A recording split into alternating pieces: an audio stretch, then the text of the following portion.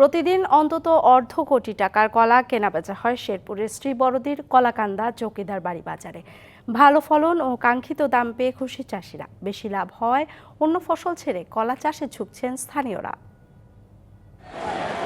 শেরপুরের শ্রীবরদী উপজেলার কলাকান্দা চৌকিদার বাড়ি বাজার প্রতিদিন সকাল থেকেই সরগরম ক্রেতা বিক্রেতার হাক ডাকে।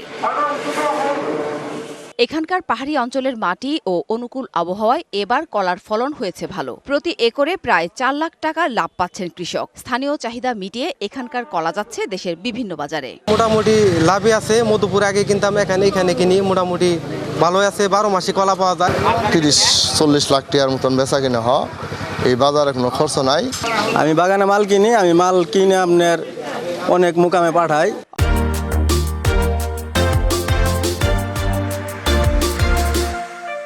অল্প সময়ে অন্য ফসলের তুলনায় কম খরচে বেশি লাভের আশায় কলা চাষে ঝুঁকছেন সীমান্ত এলাকার মানুষ।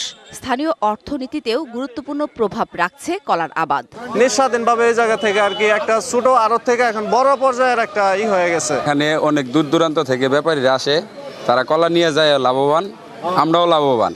কলা চাষ বাড়াতে কৃষকদের নিয়মিত পরামর্শ দিয়ে যাচ্ছেন কৃষি কর্মকর্তারা।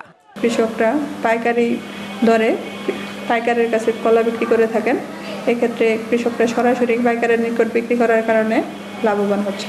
এবছর শ্রীবরদী উপজেলাতে 320 হেক্টর জমিতে কলার আবাদ হয়েছে, যা গেল বছরের তুলনায় প্রায় দ্বিগুণ। DBC news desk.